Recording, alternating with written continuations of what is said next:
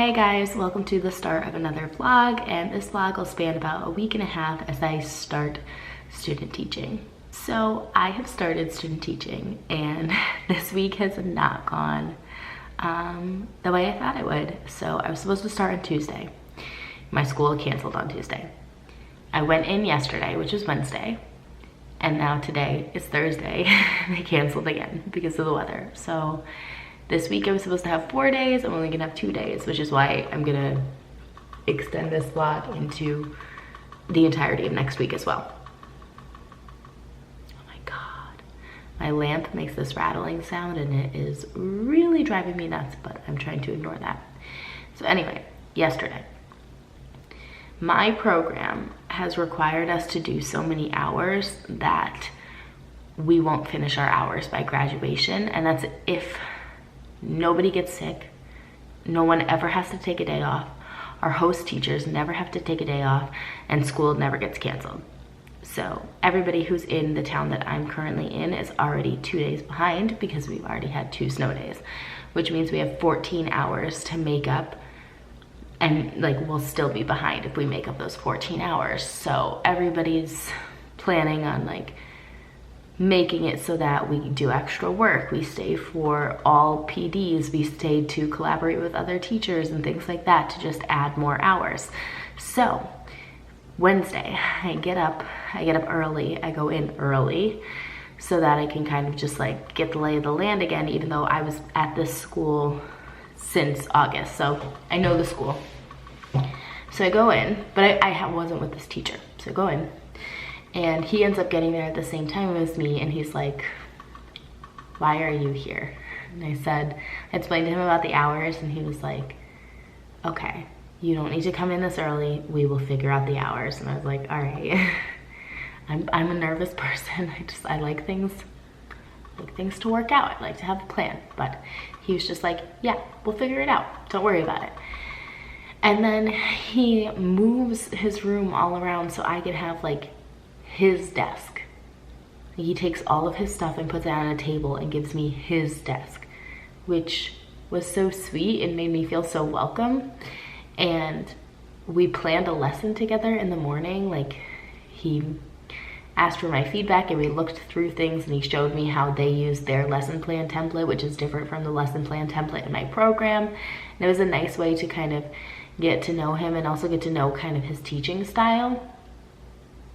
Then as the kids come in, he introduces me to all the kids, and some of the kids come up to my desk and say hi to me, and they're all so nice and so sweet. And not that the other kids that I was with before weren't nice and sweet, but a lot of them were freshmen, so they had a lot of energy and were rambunctious. And these kids were, I think they're mostly juniors and seniors, and so they were just nice and chill, and they sat in their seats and said hi to me. So it was just a really great day. Yeah, and I got to see a little bit of his teaching style, which I think will mesh really well with me. He seems like a really chill teacher, but he also is very involved. So a couple of the teachers that I've observed up to this point in my program have been like behind the desk teachers, which is not my style, whereas he is standing up at the board, he's moving around the room, he's talking to the students, he's like really interactive, which I love because that's kind of how I want to teach. So anyway, it was a really good day, and now I have another day off. The only thing I am really worried about is learning all of their names, because we have some kids with some really original names, and I just want to make sure that I pronounce them correctly and like I get it right, because I have a kind of original name and people don't pronounce it right, and people don't even try to pronounce it right, and that has always bothered me. So it's important to me that I like get their names right and make a point to do that. But yeah, so now I'm home for the day and I'm hoping to write and finish like 3 chapters. So I have 3 chapters left in what is part 4 and 2 chapters left in part 5.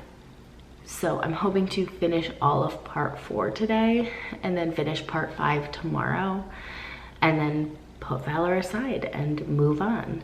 I also am listening to the audiobook for Shadow of Night by Deborah Harkness. I listened to the first book, A Discovery of Witches, on audiobook as well, and they're very good. I find that with a lot of like denser fantasies, the audiobook works really well for me because I get really into it, whereas contemporaries, I don't always get as like into the story as I do with fantasies when I'm listening to them. So I'm hoping to finish this because I'm pretty far into it. I am also hoping to do some homework. So I have a journal entry due next week, but I figured I would do that on my first day because I have so much to say. And then this is my packet for EdTPA. If you are a student teacher or you know anything about student teaching, this is like a big, it's kind of like we have to put a portfolio together. So I'm gonna start reading that, write my journal. So I'm gonna take you along with me today and vlog that. And then we'll see how it goes. Yeah, I'm like so out of it right now because my schedule, like everybody likes snow days. I like a snow day, but I don't like my schedule changing. I'm a very habitual person. I like things to like stay the way that I had planned them. So days off kind of like throw my brain for a loop. But okay, I'll see you guys in a minute.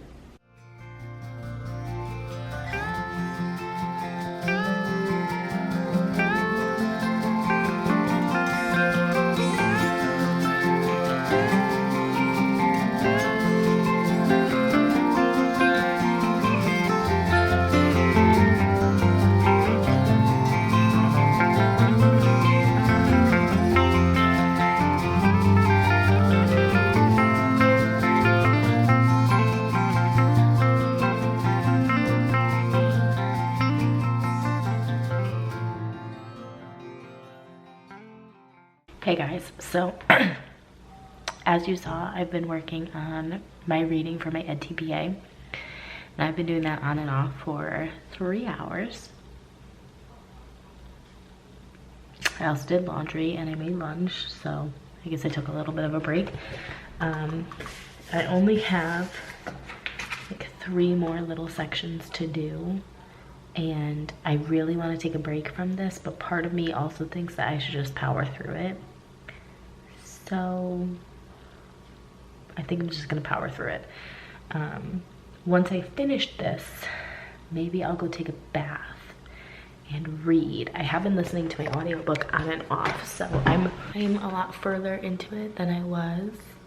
I have like 50 pages left of the book, so definitely gonna finish this one today.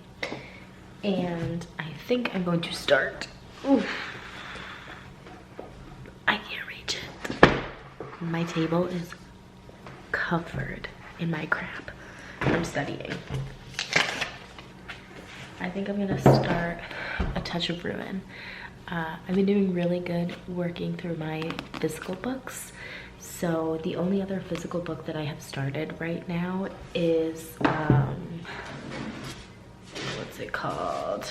The Woman They Cannot Silence by Kate Moore, about a woman who is unjustly thrown in an insane asylum. It's very good, but it's nonfiction, so it's definitely one of those books that I like to like sit down at a table and read. So I'm not very far into that, but I think that I'm going to hold off on that one and maybe take a bath and read A Touch of Brun, because I know that I can fly through this book. I mean, like, I might be able to finish it today. If not today, then definitely tomorrow. So that's the plan. I'm gonna go switch laundry, come back, finish up my work, and take a bath. But like, I've just been non-stop going through this crap. Hey guys, good morning. So it's Friday morning. I'm about to head off to work. I didn't do any writing last night. I was so tired. Like, it hit 9:30 and I was ready to go to bed, which might sound like a bad thing, but to me is a really good thing because that's what I'm working towards, is just getting back on the school schedule and being tired when it's time for me to go to bed. So I was exhausted, but I'm hoping to write today at school. I know that my teacher's first class is like his class, he teaches it. I don't have anything to do with it, so it's not gonna look bad if I'm not focusing. So that's probably when I will get some writing done, and I'm hoping to still like spend one day finishing the 3 chapters for part 4, and then another day for the remaining 2 of part 5. Hopefully, fingers crossed, I can finish the 4 chapters of part 4, or the 3 chapters of part 4 today at school before 2 o'clock, and then if I feel like it, I can write some more when I get home, but I don't really know what the situation is going to be when I get home, so I'm not going to promise anything. But I just want to update you guys and say, hey, I did finish A Discovery of Witches. It was so good. Or not A Discovery of Witches, what is it? Shadow and Night, something, the second book. It was really good. I really like the way the story builds. I like how Diana is the main character, but we get to explore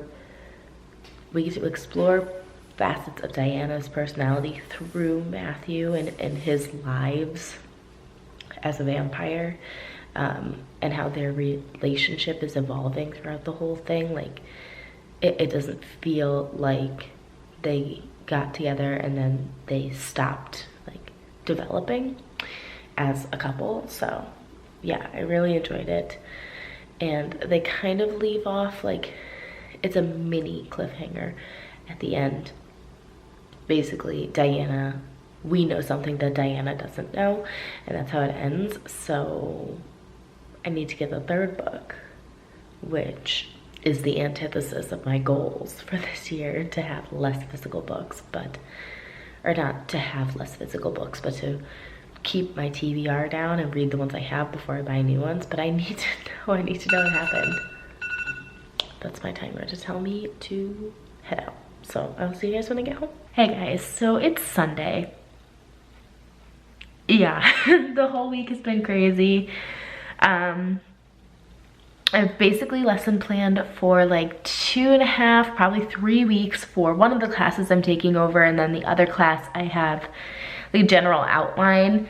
The class that I have planned out is it's called Black and Latino Studies, and it has a curriculum from like the state, so it wasn't as hard to plan out as the other class, but the other class is US History 3, and I'm picking up in the Great Depression, so there's like literally plenty of material. I'm not really worried about planning it this week. So tomorrow, oh my God, I can't believe it's tomorrow, I will be taking over for my host teacher, teaching all of his sections of Black and Latino Studies, and I'll be doing that for a week, and then the next week I'll be picking up US 3, and then I will have his full course load for 4 to 8 weeks is what my university requests.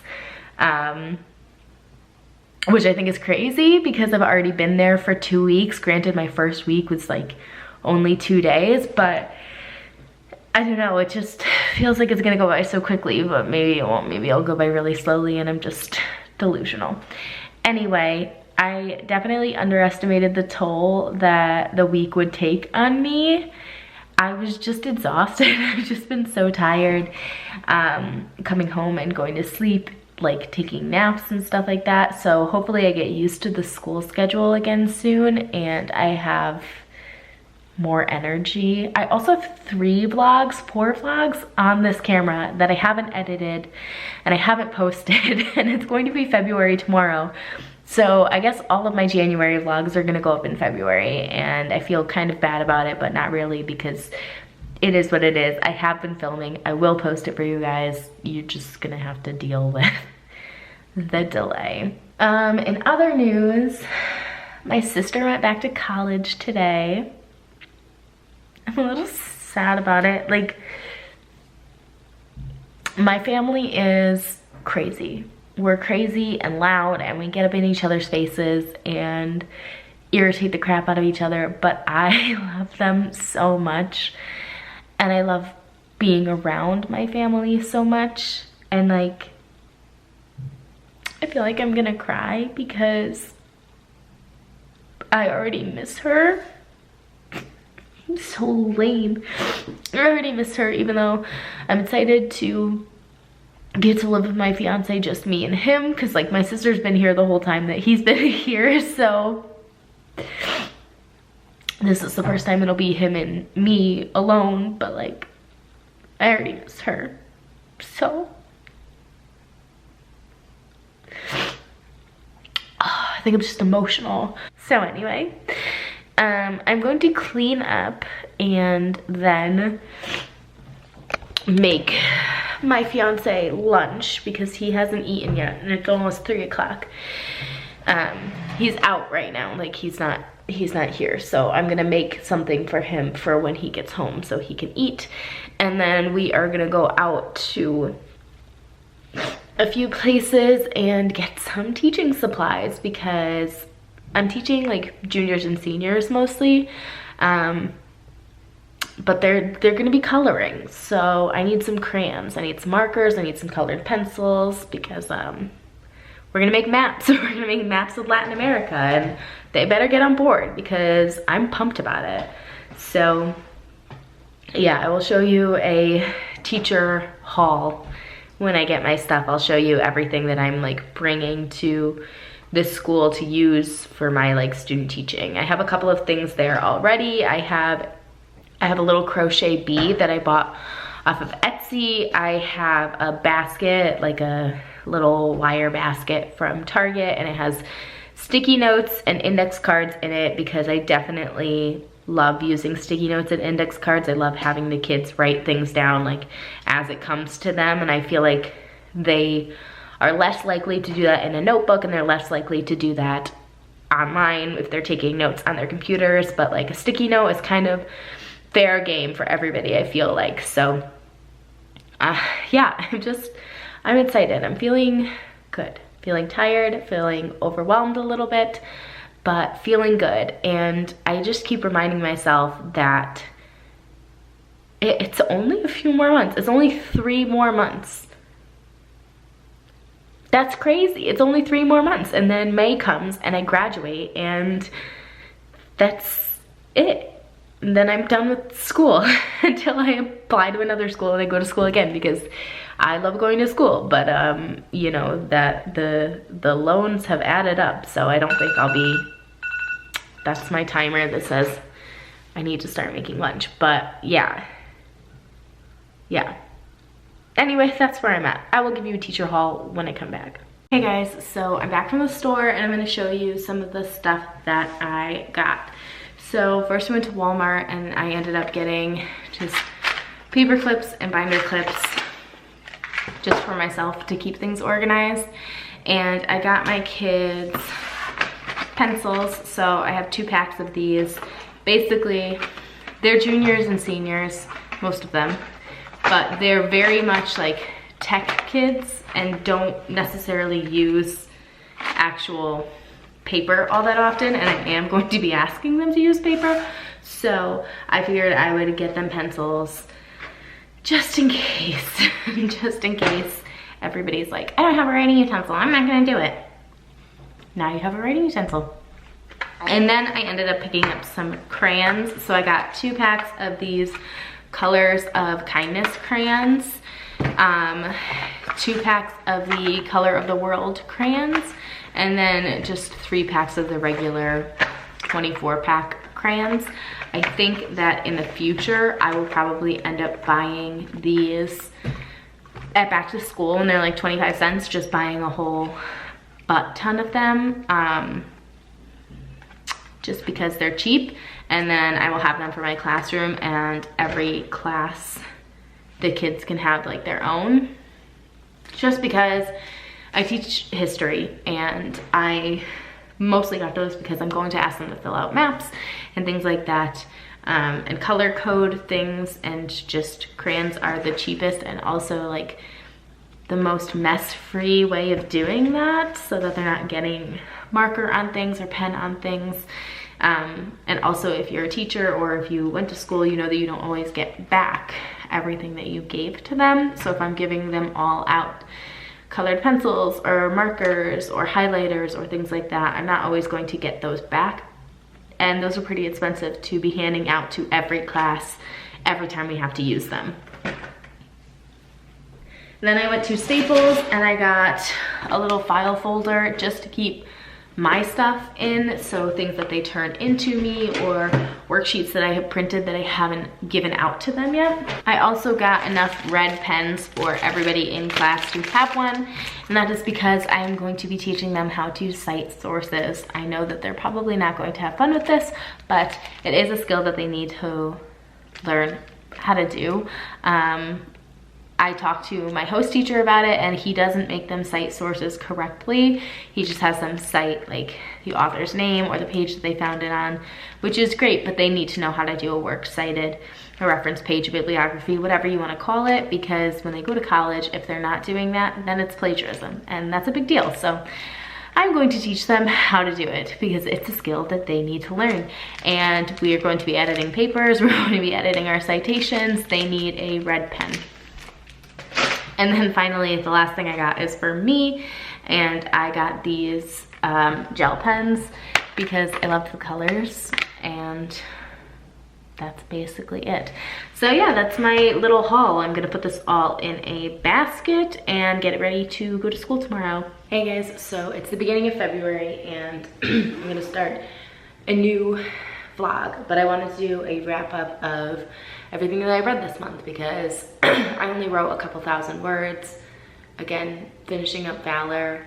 At this point, I've kind of written a little description of what happens in the last couple of chapters, and I've called the book done. I'm going to print it out and have my fiance read it and give me some pointers or feedback on like what he would like to see in the ending, because I just am really not sure how the story is going to end. But the ending that's there right now is just a placeholder, and I didn't feel like it was doing any good forcing myself to push through it. So that being said, here's my wrap up on my reading. I read 23 books this month. That is not normal for me, but I did it. I'm pretty proud of myself. We're gonna go through them in some categories, and I'm going to give you like a quick review of what I thought, non-spoilery additions of my thoughts. So we'll start with the books that weren't physical books that I read on my Kindle. I read Barbarian's Choice, which is the next book in the Ice Planet Barbarians. It was Farley's story. It was great. I loved it. I love Farley. I read Bound by the Past, which is a mafia romance. I think it's the last one in the series, or there's an anthology at the end.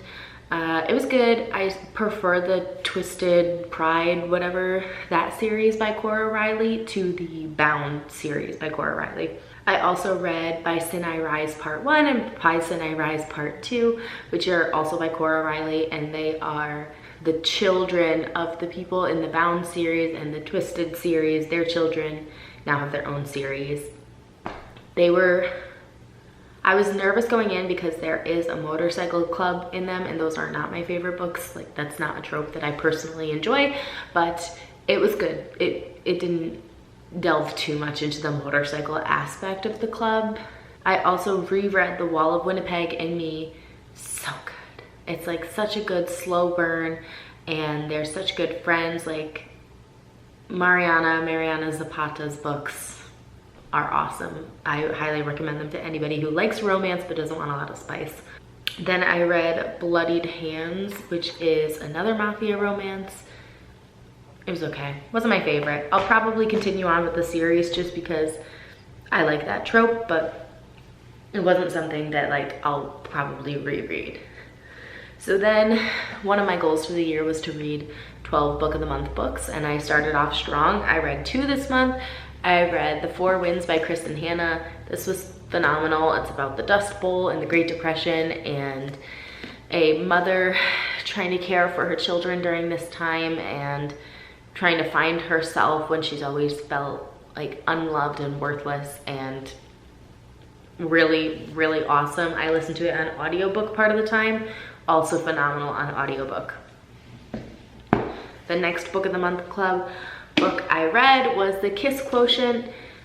So good. It's so good, in fact, that I picked up the other 2 books in this series. I just love the characters. Michael is hilarious and Stella is quirky in all of the best ways. And if you were on the fence about picking this up, definitely pick it up. I have had like multiple bouts of sadness that there are no more books by Helen Huang that I haven't read yet. So I suggest reading them.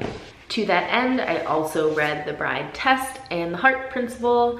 The Bride Test is about an arranged marriage.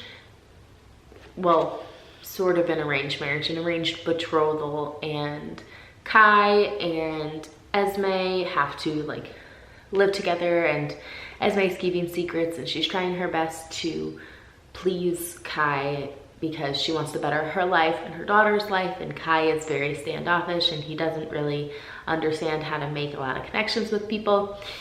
Very good. And then The Heart Principle is about Kai's brother Quan and Anna, or Anna. They form sort of a relationship, and there's a lot of illness in this book. As a trigger warning, like people get sick, and there's a lot about being a caretaker in this book. I personally really liked it because that's something that I've seen in my life, so I really enjoyed this one as well. Let's continue with books in a series that I read this month, which are a lot. I read a lot of series this month. So I read Shadow of Night by Deborah Harkness, which is the 2nd book in the Discovery of Witches series. I did listen to this on audiobook, which I highly recommend. I really like these audio books. I've got them from my library. I think they're very good. They're very immersive. So I read the 2nd book, and I also read the 3rd book, and I can't really tell you anything about them because they are sequels and the world gets very detailed and very deep. But the 1st book, A Discovery of Witches, is about a witch, her name is Diana, and a vampire named Matthew, and they kind of meet under not so good circumstances. Matthew wants something from Diana, and Diana doesn't really even know how to give it to him, and they end up forming a relationship and going on time-bending adventures to kind of keep themselves and their family safe. So, very good. It's definitely got a lot of fantasy, but it's also set in the contemporary world, so I feel like there's enough contemporary to anchor you if you're not a fantasy person. I also listened to A Darker Shade of Magic. This is a reread for me. If you've never seen this book by V. Schwab, there are 3 Londons, or there's 4 Londons: Gray London, White London, Red London, and Black London, and Kel can walk through the Londons, and he ends up finding a piece of Black London which has been closed off for I don't know how long, and he has to return it because it's causing chaos. And he has a spunky sidekick named Lila who just kind of forces herself on the adventure. Next book I read was Memory of Babel. This is the 3rd book in the A Winter's Promise series. For some reason, like, these books are objectively slow. They're a slow read. They're a slow burn. Like, to get to the end, you have to get through a lot of stuff, and I devour them. I really, really enjoy them. I've never had any negative thoughts when I finished them. They're mainly about this woman named Ophelia, and in the 1st book, she is sent to marry somebody on like a different pole. That's what they call their land masses.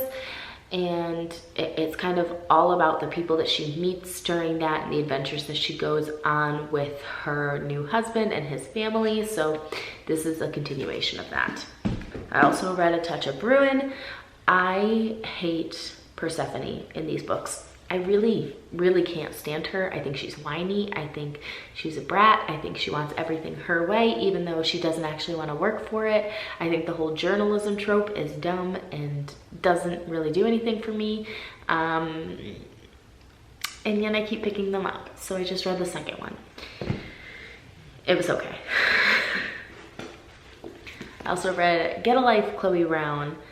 I have never read anything by Talia Hibbert. Everybody really loves her. I can see why. This was a good book, and I picked it up after I finished all of Helen Huang's books, and I feel like it was a good like hangover cure for the Kiss Quotient series. So this is about Chloe Brown, and Chloe Brown has chronic pain and a chronic illness, and she falls into a relationship with her landlord, and things get complicated because they're both trying to get over something in their life that they feel like defines who they are, even though it doesn't necessarily define who they are. I also read Romancing Mr. Bridgerton, the next book in the Bridgerton series. This follows Colin and follows Colin and Penelope. If you watched the series or read the series, you'll know that we were waiting for this book waiting for this romance for a long time in the other books. It was kind of insta-lovey. And I feel like the way you get around that is because they've known each other for so long, but I still felt like it was insta-lovey. Next book I listened to on audio was An Ember in the Ashes, which is a reread for me because I'm trying to get to the fourth book. It's kind of like a Roman-esque society where there are scholars who are like the slave people or the lower class, and then I don't even remember what the fighters are called. It doesn't even say it in the description. There's like a group of soldiers, and they are the elite people, and we follow somebody from the scholar and someone from the soldier who doesn't necessarily want to be a soldier. I also read Mary and Scarlett by Anne Gracie. Very good. Just a Regency romance with a girl who didn't grow up in like the popular circles, even though she does have money, and a duke who doesn't really want to get married but is very intrigued by her freedom. Very good. It's the fourth in a series, and I enjoyed the whole series. Then I read Fragile Longing by Cora Riley, another mafia romance. This follows the younger sister of one of the characters in the Twisted series and her marriage. It's an arranged marriage, obviously. I really enjoyed it. The only thing I would say that I didn't enjoy was sometimes Cora Riley does this thing where she really builds up to the romance. So I would say the first 100 pages or so, they're not even together. They're not spending time with each other. It's just her thinking about getting married to him and him thinking about getting married to her while she's growing up. So like 13, 14, 15, 16, 17, we finally get to 18 and she gets married. So that's not always my favorite. I just feel like it kind of takes me out of the story. Beach Read by Emily Henry. I was very surprised by this book because I did not enjoy People We Meet on Vacation, but this was very good. The next book I read was The Near Witch by V.E. Schwab. This feels very classic. It's very fairy tale-esque. There's a town called Near, and kids are disappearing, and there's a girl who meets a stranger, and there are no strangers in Near, and her and the stranger want to find out why the children are disappearing because the town is blaming him, the stranger. And then I read The Witch's Heart. I've read a lot of books like this recently. I would say it kind of has Circe vibes, but it's Scandinavian, and I liked it infinitely more than Circe. So if you liked Circe, or what was that other one? Like Ariadne, I don't know if I'm saying that right, but this has similar vibes, but Scandinavian, and I would highly recommend you check it out. And that's it. That's all for January.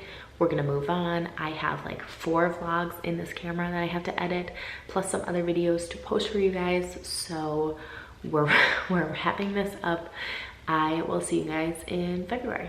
If you like what you saw and want to see more writing and reading and student teaching content from me, please subscribe. I'd love to have you guys here. I love talking to you guys, and I've had a really fun time vlogging this first month of the year, so hopefully I keep this up and you follow me through all of 2022 and the crazy things that are gonna happen. So thank you so much. I will see you guys in my next video. Bye.